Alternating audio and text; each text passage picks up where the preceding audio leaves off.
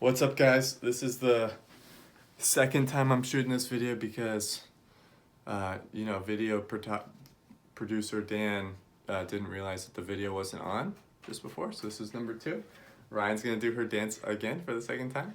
All right, today we have 3 minutes of work, 3 sets, 3 minutes of work, 2 minutes rest, 3 minutes of work, 2 minutes rest, and 3 minutes of work. All right, so three sets of 3 minutes of work. All right, and what you're gonna do in that 3 minutes of work is 3 movements. All you need is 1 dumbbell or 1 kettlebell and a spot on the floor to do some sit-ups. All right, so I'll show you what we got is 20 alternating dumbbell snatches. So 20 alternating is 1, 2, 3, 4. All right, it's gonna end up being 10 on the right, 10 on the left. Then you have 10 single arm dumbbell front squats, 10 with the right, 10 with the left. And then finally, with the rest of the time in that 3 minutes, you're gonna do the max number of sit-ups that you can do. All right, try to keep moving the whole 3 minutes because you got 2 minutes rest before your next set. Okay, lots of rest. So let's go through these movements. The dumbbell snatch, I really like the dumbbell snatch. It really allows you to get the feeling of using your hips to get that weight up and to get it to start to float rather than you getting it here for your shoulder and pressing. And it's a great drill to learn how to do a snatch with the barbell as well.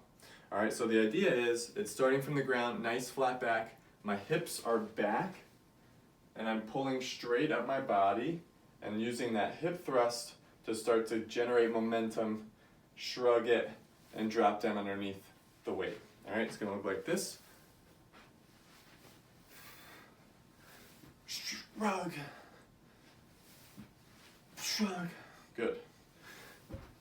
So we also have alternating with these, okay? It's like pulling a lawnmower, by the way. Think of pulling a lawnmower, but use your hips. So we have alternating. There's a couple different ways you can alternate. You can alternate by when the weight is on the ground. When you set it down, you grab the other one. Or if you want to be fancy, you can alternate while the dumbbell is coming down. Okay, it has to be while it's coming down, but you do a little transfer. I'll show you both.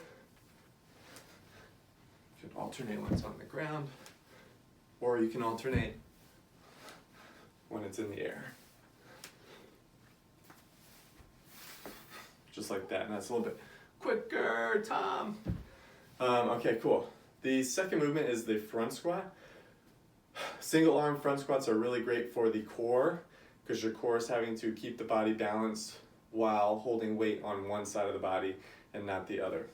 If you have a kettlebell, make sure that weight is resting on the outside of your wrist with the grip underneath your chin. Otherwise with the dumbbell, pretty similar thing. Try to keep your elbow nice and high. It's gonna look like this.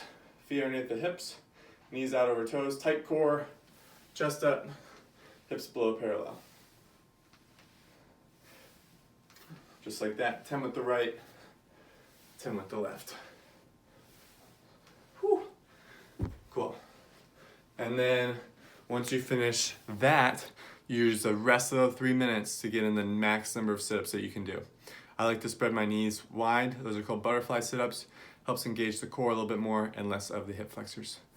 Let me know if you have questions. I'm out of breath. And I will be sending out, I'm sure you guys got the running email, the CrossFit run competition. We're gonna do some organization and get a team together. Love you guys. Stay strong. Get it in today. Cool. Bye.